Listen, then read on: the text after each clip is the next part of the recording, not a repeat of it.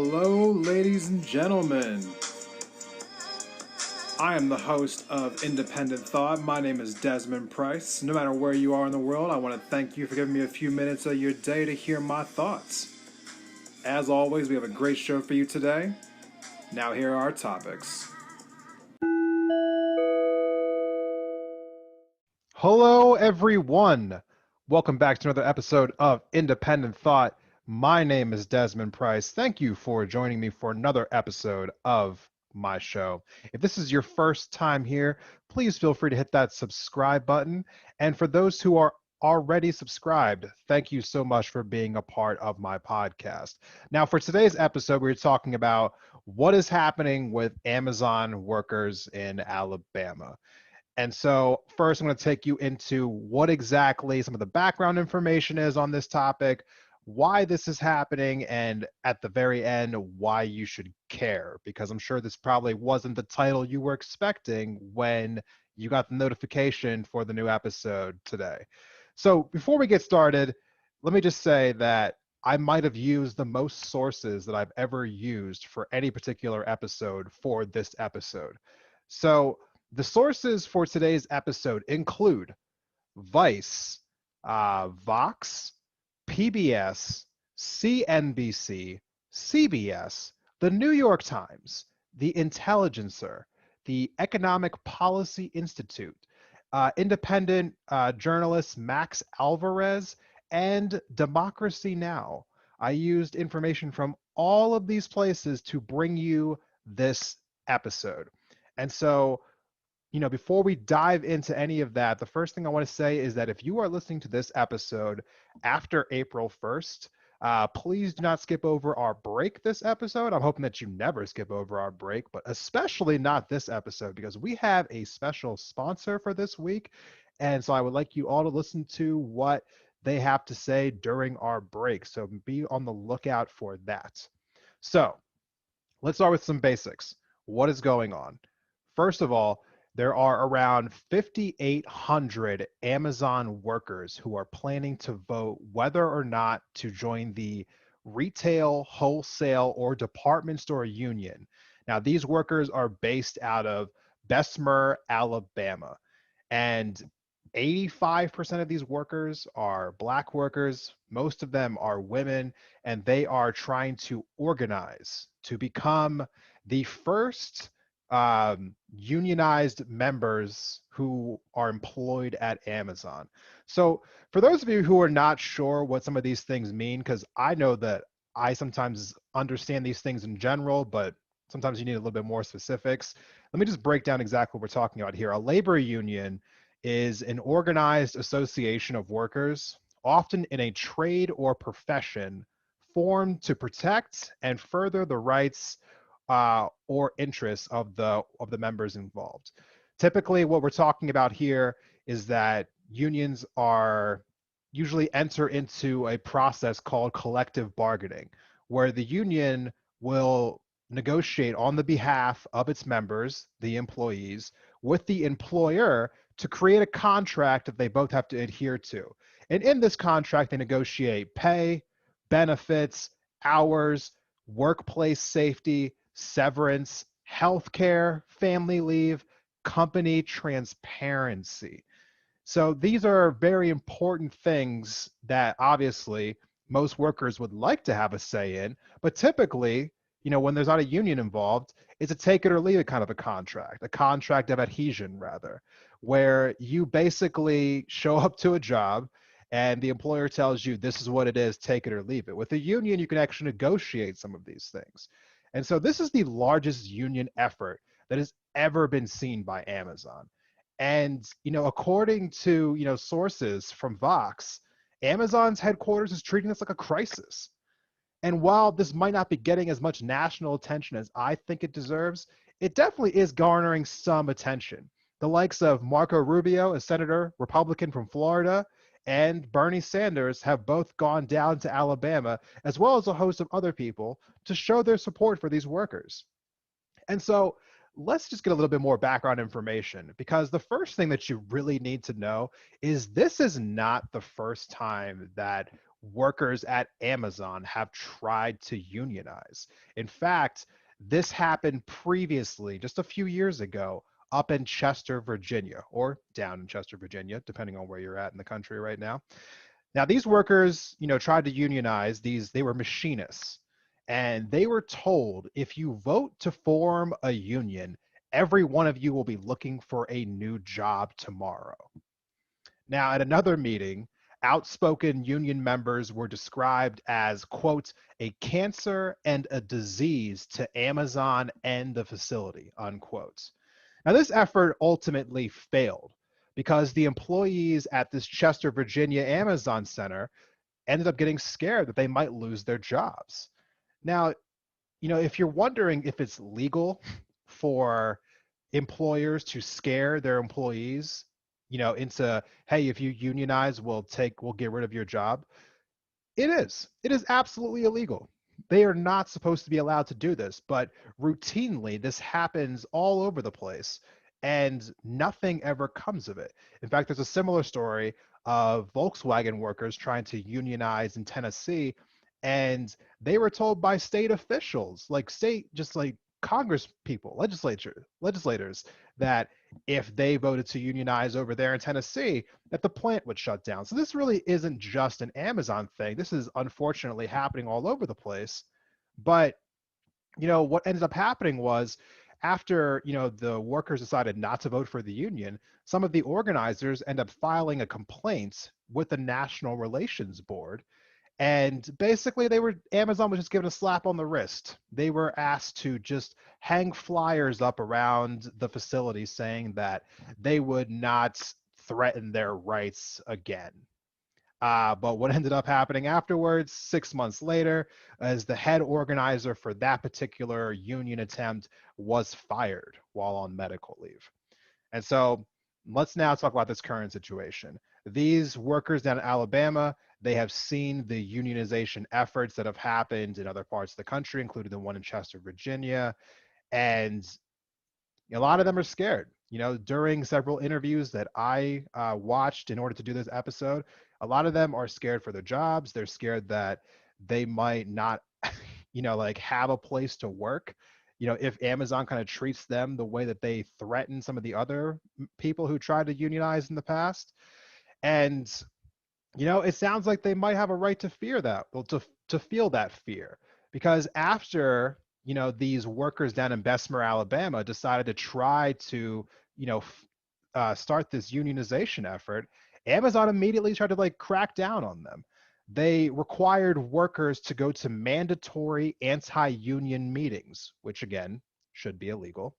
And then they went and actually hired a consultant and paid this consultant $3,200 a day to track the unionization effort in and around the plant and to thwart it as best as possible.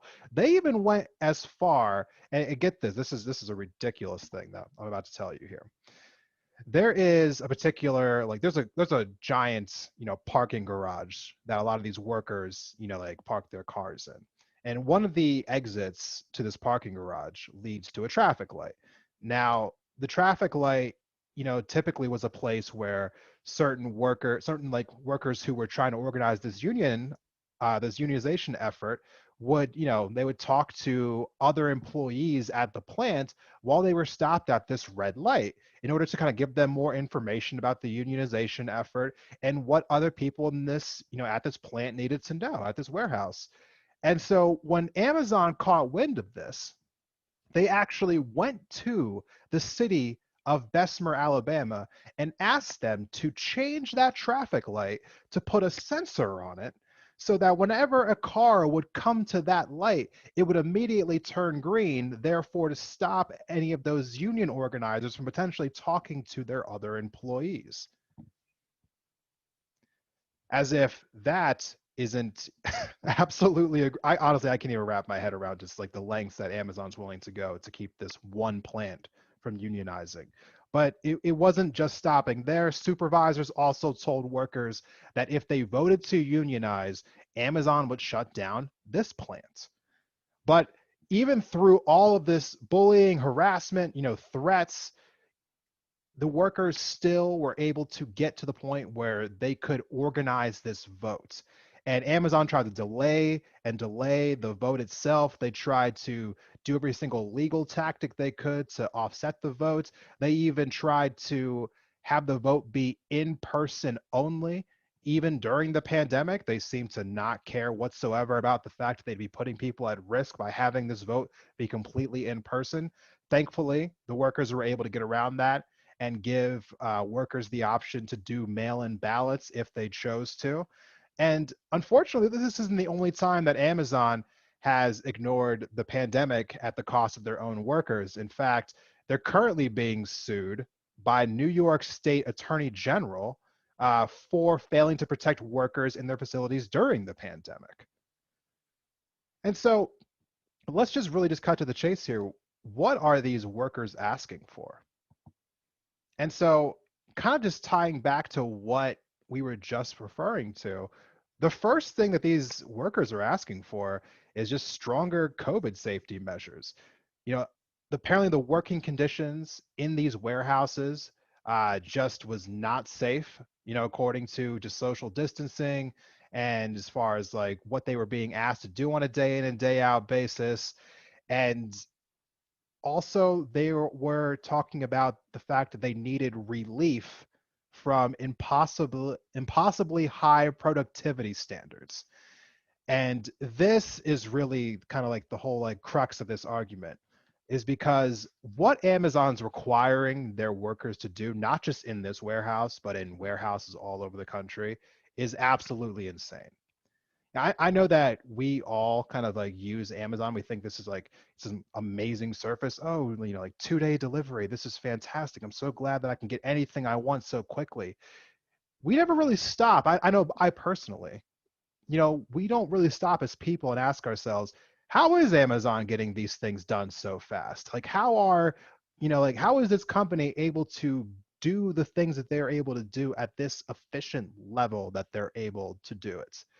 Let's take a look and see what exactly Amazon is requiring of these workers inside these plants.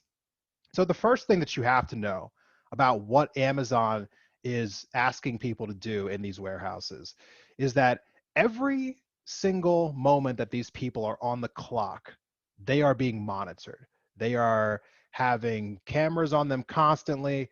Every single thing that they do is being tracked. Some of them have to wear, like almost like Fitbits kind of like deals to track their steps. Some of them have their heart rates tracked to make sure that they're working hard enough. I'm not exaggerating this. I'm not making this up.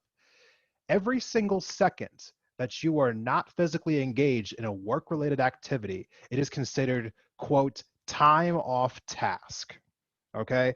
And that includes anything you can think of, including going to the bathroom. Going to the bathroom is considered time off task. And after you have acquired 2 hours of this time off task, you are written up. And now, after you acquire 6 write-ups from Amazon, you're fired. And there are other ways that you can be written up for, not just for having quote unquote time off of tasks, but that this has become a huge concern for a lot of Amazon workers across the country. In fact, there were reporters that have gone undercover to work in Amazon to kind of like report on these things, like from their like own personal perspective. And I'm sure some of you have heard about the reports of Amazon workers having to pee in bottles because they were afraid to go to the bathroom for fear of retribution from Amazon for writing them up for having too much time off task. So you'd have people basically carrying bottles around with them so that they could just occasionally, pee in these bottles so that they wouldn't have to go to the bathroom, which is just absolutely ridiculous. Like I honestly, I can't even wrap my head around that. But it's not just that. Amazon also, is, tracking like how many steps you take during your shift. And if you're not taking enough steps, if you're not moving around enough, then Amazon will have supervisors approach you and ask you why you're not being productive enough, which can also lead to a write-up. Amazon workers are not allowed to talk to each other because it's not considered a productivity task. And if you're caught doing so, you can be written up for that. Amazon requires workers to pick and box 300 items an hour. And you guessed it, if they don't, they're written up for it. So these standards can feel a little impossible for a lot of employees. And so a lot of them trying to meet their quotas for what they're supposed to do and staying on task, a lot of them feel the need to run throughout the warehouse just to make sure that they're getting enough stuff done per hour. But here's the kicker. They're actually not allowed to run through the warehouse, because if they're caught running through the warehouse, you guessed it, you get written up again. And so these standards become absolutely like insurmountable for a lot of people to deal with when it comes to trying to make what they call rate. And so the most egregious thing that I've heard, I think, while I was doing research for this episode, was that even if you call in sick, even if you have a doctor's note, that is a write-up. And unfortunately, like I was saying before, this isn't just happening in Bessemer, Alabama. This is also happening all over the country at Amazon fulfillment centers. In fact, I'm going to play you a quick clip from PBS Frontline. They sat down with some former workers at a plant in the San Bernardino area in California. Here's what they had to say about this. Because of the way that Amazon operates, because of the way that they set their rates for productivity, it's a lot harder work physically, but also psychologically. We sat down with a group in San Bernardino who'd recently worked at Amazon. When they first got here, I thought it was exciting. Like for me, I was thinking maybe I could find a place where, you know, I'm gonna set roots of a good job, you know, move up in place. But after being there for a while, I was like, there's no way. It's like, okay, this is where I could probably make a career. But once you work there for a certain amount of time, it's just like, it's just not realistic how they expect you to work. You can't. Like dozens of workers we've spoken to around the country, they say they've struggled to keep up with the rate Amazon expected them to pick and pack items. How realistic are the rates that they're giving you? I mean, Not realistic at all. not realistic? No. There's absolutely no way to make rate. You know, you got to find little ways to cheat it. Because once you hit rate, by the end of the week, they raise it, they bump it up again. Because they start saying, hey, people could hit those rates, could hit those numbers. Hey, let's push them a little harder. Every week, it seemed like it was going up. There'll be people that will hear what you all are saying, and they'll say, well, you signed up for physical labor. A job is a job. There were benefits, and they're now investing $700 million to do retraining for other types of jobs. What's the real grievance? What is there to complain about? I actually used to think that way for a while. When I first started, whoever I heard complaints from was like, well, it was in the job description and you signed up for it. The part they don't talk about is the safety rules that you have to ignore to make rate. It's not just you go in, okay, and you do your job and that's it. So you're in a weird bind. It's incredibly hard to meet rate while following all the safety procedures. So I think I said this before in my Senate parliamentarian episode about how I need to start using more clips in episodes. I'm definitely a big fan of using clips in episodes. I think that's pretty cool. Not what they were discussing, but adding clips into the episode. Anyway, so let's talk about where this is all going now. So since this organization effort, this unionization effort has started in Alabama just, like a couple months ago. An additional 1,000 Amazon workers across the country have sought to unionize because of what they've seen in Alabama. A lot of people are supporting what's going on down there. There have been Amazon workers up in Seattle famously who, have been protesting in front of Amazon's headquarters up there in solidarity with what's been happening down in Alabama. And I first caught wind of this story, just like a few weeks ago, and I thought that it was an absolutely great story. And while it was getting attention, obviously, I've just noted a bunch of sources at the beginning of this story. I don't think it's getting enough attention. And that's why I felt the need to bring this to you today. Now, Amazon says that, like one of the reasons it's against unionization is because they're afraid that it'll damage their productivity. Now, let me ask you this. Does Amazon seem like a company that would really be that damaged if their workers actually were just given a little bit more dignity in their workplace, if they didn't have to run around like crazy people all the time in unsafe environments that treated them like less than robots? Amazon is the number one retailer in the world. In the world. Jeff Bezos, their founder, is the richest man in the world.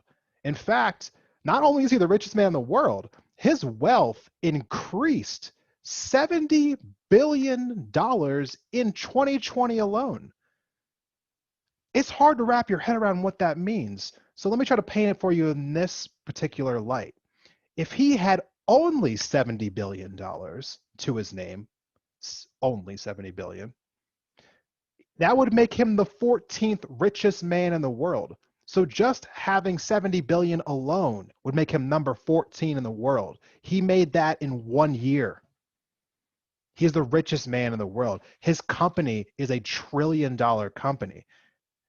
If they had to sacrifice a little productivity to give their workers just a little more humanity, I don't think the world's going to come crashing down. I don't think that people are going to stop shopping at Amazon if their 2-day delivery turned into a 3-day delivery to give their workers a little bit more grace. But Amazon tries to counter by saying that they pay all their workers $15 an hour. And, that's a really great rate in a state like Alabama, where their minimum wage is $7.25. And that's a part of the problem here. That is a part of the problem because as I just got done just a few weeks ago doing an episode about the $15 an hour minimum wage, this is a direct, just kind of like results of what happens when we don't have a $15 an hour minimum wage in our country, because states like Alabama can keep the minimum wage at $7.25, and when you do that, then workers at a place like Bessemer, Alabama's like Amazon fulfillment center, they're scared to death to lose this Amazon job, because if they lose this job, who knows what other kind of job they could get in their community. It would probably pay them like about half, less than half, and that's scary, because the fact of the matter is that I'm sure that a lot of these people wouldn't even put up with the conditions that Amazon is putting forth if other companies, in Alabama were required to pay more money. But alas, here we are. And so here's another situation in which the government failing to raise the minimum wage has affected people in ways that you might not have originally have thought. And this is a particular case here. Alabama can exploit the people of this facility because a lot of these people know that they have nowhere else to go if they don't have this Amazon job. And that's really what this story is all about. And this is why I'm bringing this story to you today. This is a story about inequality. Constantly, we are talking about the wealth gap in America. We are talking about inequality in America. We are talking about, workers' rights and the difference between, like the bottom of this country and the top 1%. Look no further than this particular story, a story that maybe you wouldn't have thought of originally, about something that's maybe important to you, about a bunch of Amazon workers in Alabama. But it is stories like this that are just a microcosm of what's happening everywhere in our country. Workers are consistently being bludgeoned by employers who know that they have them at their mercy. And if we don't shine light on these things, if we don't talk about them, if we don't coalesce around people who are trying to fight for more, then these things are only going to continue. The US currently has the lowest amount of unionized workers since the Great Depression. And if you look at the map between the amount of income going to the top 10% in this country and the amount of unionized workers in this country, it's a direct split. As the income goes up, unionization rates go down because they have less and less people to fight for them on their behalf. And so what can we do? Because isn't that always the question when we're having these conversations? Like, what can I, the average person, do to help these people? Well, the first thing you can do is lend your voice. Because while it may seem a little lame sometimes to share things on social media, these things really do matter. They really do. I like I mistakenly have, in myself, my personal life, have made fun of, this in the past, saying like, oh, people just like to share things online and they think they're actually helping. I was wrong to say that, because you actually are helping. It does help when you share information online. Please, as I always say, don't let this episode be your last piece of research on this issue. Please go out and do your own research, and also feel free to share this episode. As long as we are sharing information about what's going on, it does make a difference. And so today, the day I'm releasing this episode, March 29th, is the final day that those workers down in Alabama actually have to cast their votes for this unionization effort. So by the time you're listening to this, it might already be done as far as the vote is concerned. But whether these workers, did vote to become a union or whether they didn't, this won't be the last time that a story like this pops up. And so it's always good to just keep these stories, fresh in your head for the next time that one of these things pops up, because workers in this country do deserve better rights, and we do not have them largely as a group currently. And so finally, you can help these people by also let's all just change our spending habits a little bit. I asked some polls on Instagram over the weekend. Do you have an Amazon Prime membership? Do you buy from Amazon once a month or more? And how do you feel about Amazon as a company? And I asked this question because I feel as though a lot of us do buy from Amazon pretty consistently. And it's through that this company is able to dictate these terms to these people, because they have just unlimited amounts of power, because we all just default think of them whenever we think about online shopping. And I realize for a lot of people, some people don't have a choice, maybe for business or for other reasons, they have to shop through Amazon. But let's all try to do what we can to shop through these people less, because until they change the working standards of the people that they employ, they frankly don't deserve the amount of business that we are giving them.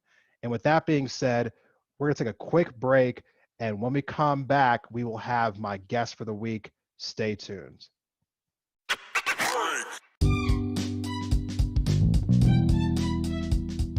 Hey, Indie Thought listeners. Has this past year helped you rediscover your creative and crafty side? Well, then you're going to love our sponsor for today's episode. Bathing Beauty's Beads is a full-service bead shop in the heart of downtown Missoula.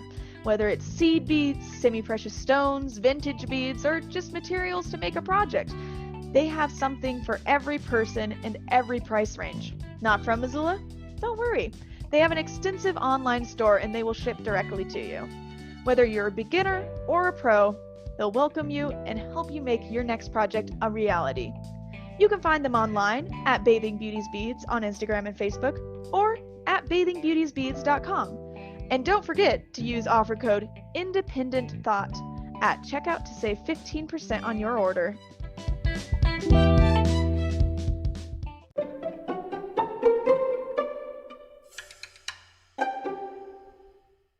Welcome back from the break, everyone.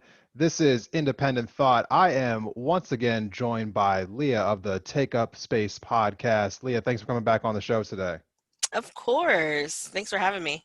For those who do not know or did not listen to the last episode, Leah has been on the podcast before. I will link that episode down in the episode notes. Our conversation today is actually a two-part conversation. So part one of our conversation is in that prior episode.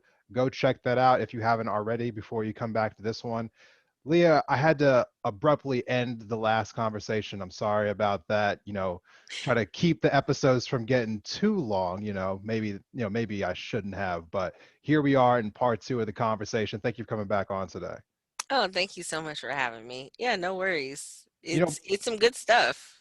Yeah, we were talking about just like how racism affects a lot of things in our country, but I think, particularly where we left the conversation off was just talking about redlining, and then just like telling that to, someone who apparently didn't even know that existed, and explaining Right. about how that just like ties into people not knowing how these different parts of systemic racism have occurred in our society. Right. And I even if I explain redlining or I explain the systemic or and systematic ways that racism have been built into our society as a way to keep certain people in power, it's up to individuals to actually affect change. And so, just like we were talking about with the people who are who stand for the Confederate flag, fight tooth and nail for it, as if the South won, right? When we challenge people's thinking or challenge their beliefs, it's it's very hard to change what anyone, even if someone were to come and tell me that what I knew from my childhood is not the real story or it's not the full story. And even though it might be difficult for me to hear, it's up to me to either accept it, reject it, or learn to move forward with that knowledge. And a lot of people, as we see with the protests of the Confederate statues, to keep the Confederate statues up or to keep the flags, in place, these people are just so adamant about either not accepting the full reality or they're just rejecting it entirely and just saying, you know what, it's mine and it shouldn't go anywhere. Yeah, which, for me, again, just makes absolutely no sense. And maybe I don't have that kind of tie to my heritage that other people do, Mm. where it's just like, where if someone tells me like, hey, maybe your great great great grandfather wasn't the best person on the planet, I'm not going to sit here and defend that person's honor. I never knew him. So maybe they weren't the best person on the planet. Maybe they did have some backwards beliefs. Maybe they endure something that we would consider to be, incomprehensible today. Yeah. Like I don't understand. Someone's like, well, my grandfather told me that his great grandfather, who he also didn't know was a great person, so I believe my grandfather, so I have to believe this. It's just like I personally can't follow that logic. You know, Yeah, some I people can't. love the story. They love the story. Like, no, like if you think about the story of your mom, right? Um, and I'll use my mom for an example. So I think of the story that I tell myself about my mom, especially the story, but then I also think about the story that um that my mom's best friend, who's known my mom for years, like before us, and who she was, the people who know my mom when she was a kid, her siblings. And those stories can be vastly different, but that doesn't change that the story that I know is different. It just means that I don't have the whole story. So there was a Facebook message. I mean, there was a Facebook post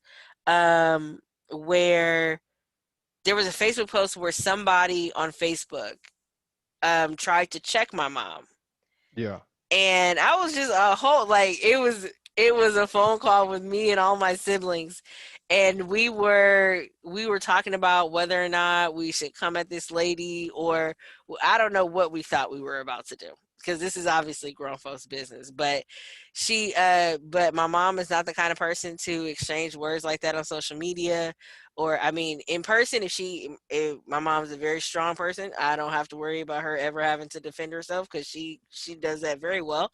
But this person may have a different understanding of who she is based on interactions or lack thereof of who my mom is. But that doesn't change what I know. I just know that, oh, there could be more to the story, or this person may have their facts wrong. Either way, I think that people who support these flags or these ideologies or these beliefs or whatever should be in a space to be okay with it being challenged. Yes. And if it's challenged in a way that makes you think, then obviously the challenge is working. Not that we're telling you that it's wrong, but to understand and reconcile the full story. Because along with that Confederate flag comes with the promises that happen at the end of at the end of the enslavement period, right? And if you believe in the flag, then you believe that those promises should also be fulfilled, right? And if those promises should be fulfilled, go ahead and lay me up with my 40 acres and a mule so I can be good to go. If you're gonna believe part, believe the whole thing. Don't just believe a piece of it just because it sounds good. Explain that really quick, because I don't think that that's as common knowledge as we would all think that it would be. So people talk about reparations all the time, and reparations is simply repaying not necessarily a debt, but repaying a wrong that was done. For instance, there was a bill, they proposed it about maybe 20 years ago, for the persons who were arrested wrongfully and put into the Japanese internment camps during World War II. Two. World War II. So there were reparations that were paid for them and their families. There were also reparations that were paid, and sorry, not just reparations, but in the reparations that were given to the indigenous people, where they don't have to pay for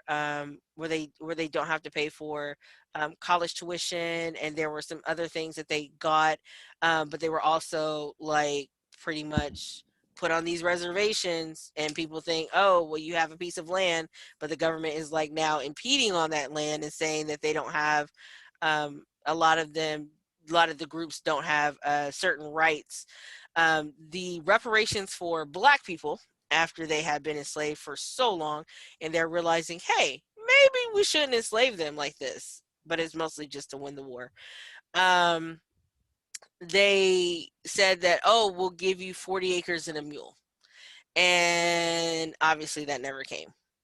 So reparations have been a thing that we've talked about for generations, but as far as us ever seeing it, and it was proposed multiple times in Congress, just like a whole lot of other things, but the U.S., like many other things amongst Black people, have never made their promises good on that. So no, we have not received our 40 acres and a mule. But if you believe that the Confederacy is the best thing ever and all that, you should give me my 40 acres and a mule, and just leave me alone, and we'll be fine. We'll call it square. You keep your flag, I'll keep my land. Call it square. We're good. Yeah, it is definitely something that I don't understand personally, but kind of just I'm gonna let that topic just breathe for now, because I've ranted about it just so many times before. I think the thing that was the dumbest, I'm sorry, maybe I'm gonna stick on it for one more second. The dumbest thing about it, and then I promise I'm gonna switch subjects, is I couldn't get over the argument. Well, for one, side note, that President Trump, a few months back, because this episode will be coming out much later than we're recording it, but a few months back, President Trump had refused to sign a bill into law because he didn't like the fact that in the bill they were going to be renaming military bases that were named after Confederate generals. So he refused to sign a bill for that reason. Well, that was one of two reasons he cited. But then on top of that, I also can't get over people who are like, well, we can't take down our history because, if those statues aren't up, then how are we going to know our history? And I lost it when I heard that. I legitimately lost my mind when I heard that. I was like, how are we going to know our history without statues? Oh my God, how will we know our history without statues? This is I can't take that conversation seriously. I really People are can't. parents. People are like somebody said that, and then like 15 other people echoed it, and now it's like one of the staple arguments that are made, and it's like, the internet exists, right? You have it in your pocket. It makes no Like, sense to me whatsoever. what do you you don't know your history? There are books. Right.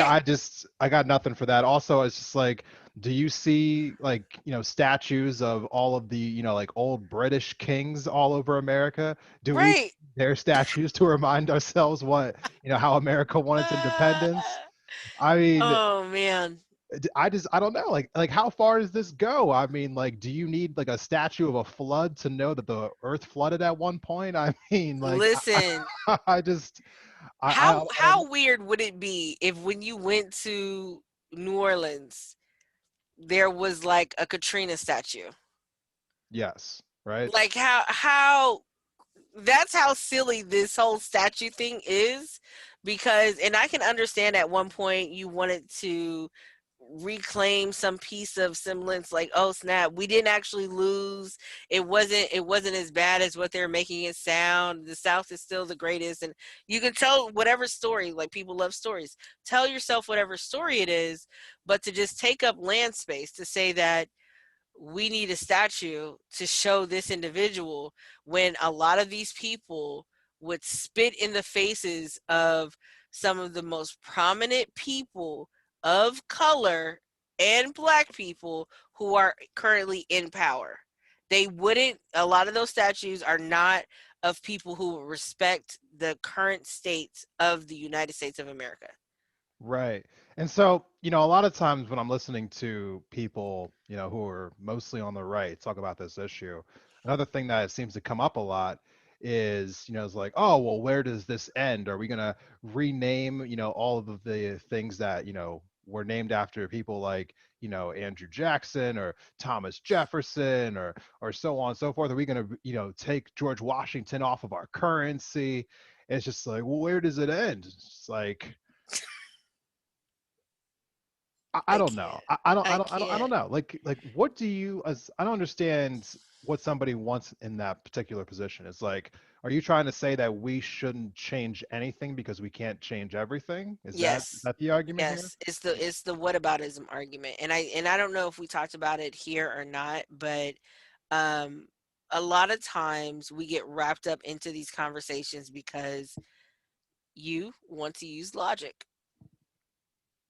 And there is no logical way to think about when someone has a childhood or to tell someone who has a security blanket not to take that blanket with them. Tell someone who always carries a lucky rabbit's foot in their pocket that they can't have pockets anymore. You know what I'm saying? Like, you can't use logic when you're talking to people who have an emotional attack. Like that person who broke up with their significant other for the fifth time this week. Tell them to actually go their separate ways and never see that person ever again. You cannot use logic when people are emotionally attached to something.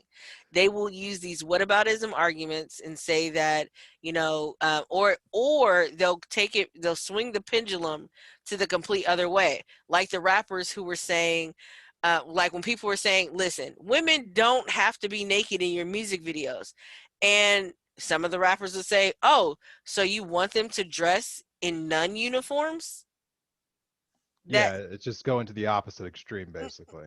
No, just there's such a spectrum between being naked and fully dressed. Like there's so many things in between. What are you talking about here? So Right. I think that when you realize that you can't, when you realize that logic, or like what I realize, my thing is when I cannot get an understanding, and people just, well, what about this? And I find myself just, you know what? I am not exhausting all of my energy talking to you. So, Yeah, I think for me, this comes down to not even just logic. This comes down to power. Because this is a power like paradigm in my opinion. This yeah. is there are people in this country, just even we could even include, your example just now, just rap artists. Like it's just there are people in this country who have had, levels of power and influence over other people for so long, hmm and they're not used to being checked in any sort of way. They're used to being able to do what they want and telling everyone else just to get over it. And now there's so many people in the age of social media who are like, hey, I have a voice now. My voice can carry a lot further than it's ever been able to in human history. And a Yeah. bunch of people have all realized that collective power, and they're using it to change things that have always pissed a lot of people off. And now the people who are in power are like, oh, wait. You want us to change all of these things? What's wrong with you? You sensitive people, you entitled people, you snowflakes. And it's just like, No, these things have always been a problem. They've always been a problem. They've always needed to be addressed. I'm glad that people are finally using their voices to kind of like come, around these issues and say, hey, these things need to be fixed because it's about damn time, honestly. Yeah, and now I mean with social media, it's easier than ever to get 10, 15 people to believe what you say. And if we understand, because I think that the benefit to not having social media or the internet or anything like that, you think that your life experience is so unique that no one would understand, right? But Yeah. but time and time again, social media has shown us that, and I don't know if this happens in other communities, so I can only talk about Black communities. In Black communities, there's like 3 or 4 different styles of comforters that we've all grown up with. There are certain plastic cups that we've always had for hot summer days to fill up with Kool-Aid that we've all used, or glasses that we've all had. There are alarm clocks, and I think that there's uh somebody did a video on it, that we'll all recognize and be like, oh yeah, that's mom and dad, or that's grandma's clock, that we've all had. There's just certain shared experiences that we don't realize that are shared until we got on social media and start reminiscing. So when you have people who talk about, like, I can't remember, Anita Hill, I think it was Anita Hill, when she had to Yes. stand by herself and say, yeah, he did this, and other women were like, I want to speak up, but I can't speak up. But then then now we have social media. Me too, me too, me too. It happened to me too. Like, this was my experience. It happened to me too. I can corroborate it. Like, it happened to me too. And where people are no longer feeling like they're by themselves in a situation. Like, whether you have been assaulted, whether you have been bullied, whether you had a bad experience with an ex. One of the trends that I see now is women going into or visiting the guy's house and taking like video of his room, like going on live and saying, hey guys, does anybody recognize this room? I just want to make sure that nobody else has been in here. What? Yes. Really? Yes, and then there'll Wow. be like 4 women who's like, "Oh yeah, that's so and so's." How do you know I'm at so and so's house? I've been in that room. I recognize that. I recognize that clock. Oh, okay. That's kind of weird. I'm not gonna Yeah, lie. I'm just saying, shared experiences. So now that people's voices are amplified on social media, you have other people who are agreeing. I think the biggest thing is the sympathizers. When sympathizers say, "Look, this person's experience is valid and it needs to be addressed." And then you have people with money who are like, look, I'm going to stop funding you. Like, they did that with Brett Ratner. They did that with Harvey Weinstein. That whole R. Kelly thing took way too long. Like, Yes, it did. he'd been telling us for years he was a mess. Yes. But um, so many people who have had those experiences can now come forward and say, look, this is just shared experience. And then the people in power are like, but wait, we didn't have to listen to you before. No, but now you need to make some changes. But we don't want to make changes. And it's just like you said, it's a power grab of just like, well, I am able to exercise my power in this way as my privilege, and you're ruining that for me. And I think that that is just a great thing in general. I think that it's great that we are now living in a time where we can use our voices as an instrument of power, where before we just all felt, I mean, you feel as if you have no power when you know that there's something wrong and you feel like you don't have any avenue whatsoever to change it. And I feel Right. like that's been the case for so many people throughout human existence. And I feel like this is like the first moment in time where a lot of people have been able to think like, oh, I still may not have that much power, but I have some. I can get into the conversation. And if enough of us get into this conversation, real change can happen. And that has been happening. There's also a darker side of that, which I feel like might have to come up in a different conversation on a different day. But I just want to end the conversation today with just saying this. Like, as we've been talking about all of these different important issues today. you know, there are lots of people out there who just don't see it the way that we see it. They Yeah. don't see the plight of people who look different than them, believe different than them, so on and so forth.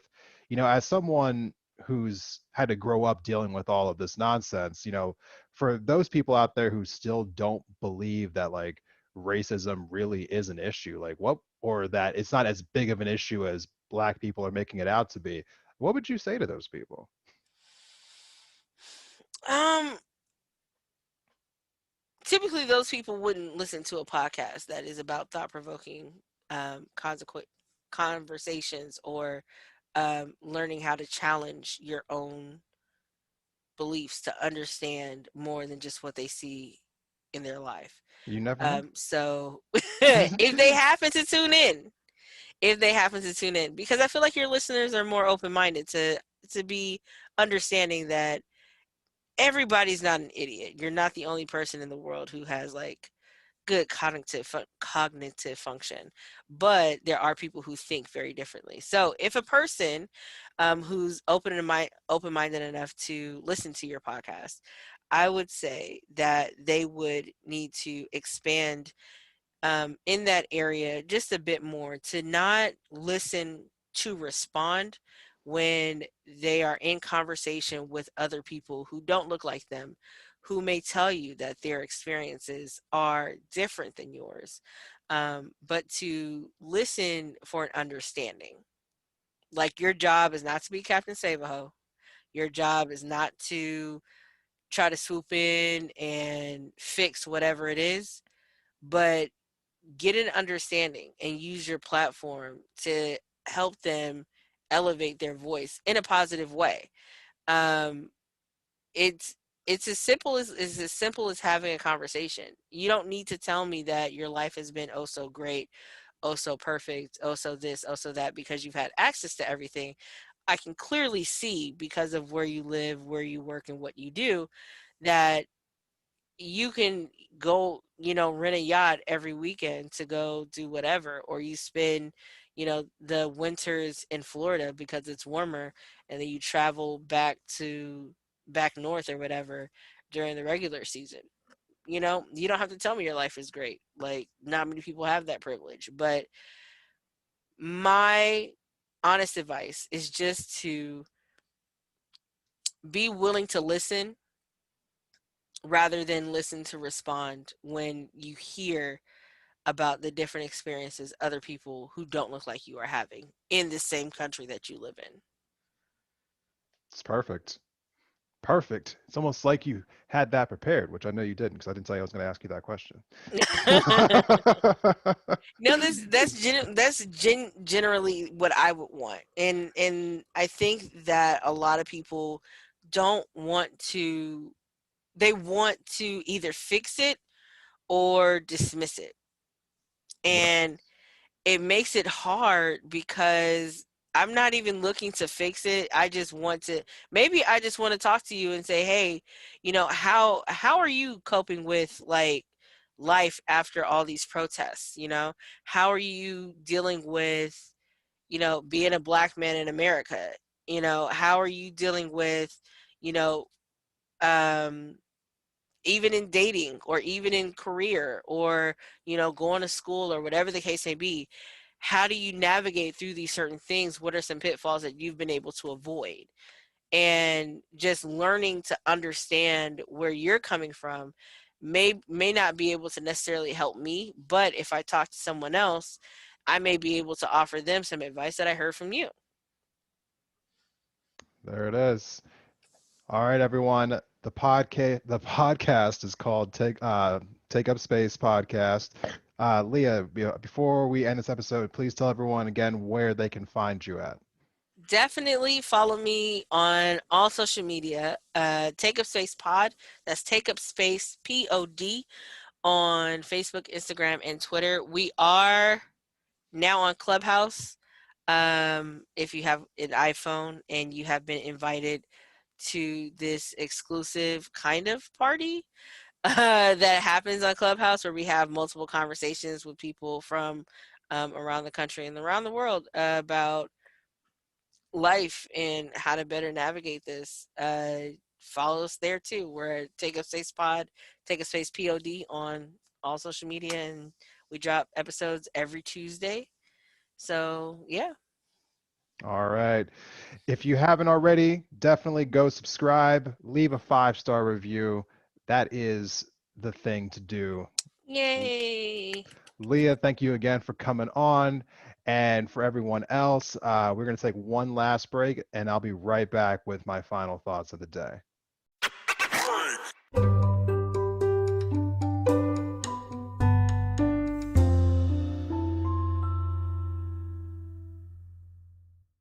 Welcome back from the break, everyone. Thank you for sticking with us through this episode of Independent Thought. Firstly, as we're kind of winding down this episode, I want to take a moment to thank my 19 patrons. All 19 of you are thoroughly appreciated. You know who you are, all 19 of my members of my Patreon. If you are interested in becoming a member of my Patreon, there is a link in the episode notes below. I also want to thank everyone who has listened to the first 12 episodes of season 3. If you have not already, please feel free to go back and listen to the first 12. We've had some great episodes this season, as well as some phenomenal guests. And all of the information for my guests will be linked in those episode notes below those particular episodes. Now, I want to give a special shout out and thank you to my guest Leah, who was on not only this episode but also last episode. So if you have not already, please go back to my last episode, which is called Should We Cancel Student Debt? And Leah was my guest in the guest segment of that episode as well. So this was more or less a 2-part conversation. Her and I always have great conversations whenever we meet up. In fact, here is a fun little tidbit for those of you who might be interested. Well, first of all, definitely go check out her podcast. Subscribe, please. She has a phenomenal podcast, Take Up Space. But also, for those of you who may be curious about what I look like, and I normally wouldn't put this information out there because I don't share my face with anyone typically. If you follow me on social media, you'll notice that the absence of my face is, all over the place. I don't post myself on Independent Thought. But if you're interested in what it is that I look like, and you've made to this point in the episode, then I'll tell you that if you go to Leah's podcast, the couple times I've been on her show, there is video evidence of it, I believe, on her YouTube channel. So if you want to know what I look like, there is a way to find out by going to Leah's podcast and checking out the episodes where I was on her podcast. I think the most recent one was called Holding Your Government Accountable, I believe is the name of that episode. Now, as far as what's coming next for this podcast is concerned, the next 2 episodes will be strictly about Missoula, Montana politics.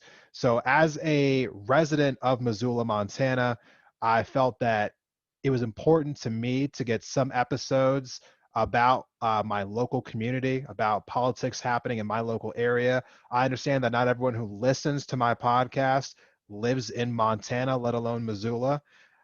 So if you are, not interested in the next 2 episodes, I will understand, but I encourage you to listen anyway, because the issues that these candidates will be talking about, I do believe are issues that are relevant all over our country, not just in Missoula. So the next 2 episodes coming April 5th and April 12th will be local candidates who are running for offices here in Missoula, Montana. On April 5th, I will release the episode where I interviewed Jacob Elder, who is running for the mayor of Missoula, Montana. And on April 12th, I will be releasing the episode where I interviewed Daniel Carlino, who is running for city council in Missoula in Ward 3. So definitely be on the lookout for those 2 episodes. If you're not already, please subscribe so you don't miss them, as well as bonus episodes that I'll be having coming up shortly this week and in following weeks.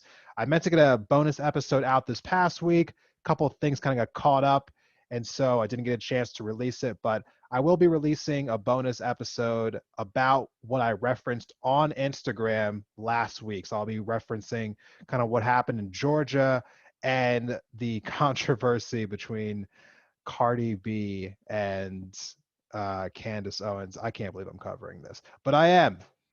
Hopefully it'll be a one-time thing. So as we're closing out this episode, I just want to say that, you know, a lot of important topics were discussed in this episode. And I know that sometimes it's a little like much of a head spin trying to figure out what we as people can do about all the craziness going on in the world. But I will leave you with this quote that I have left you with before, which is the difference between what we do and what we are capable of doing would solve most of the world's problems. Thank you for listening. See you next time.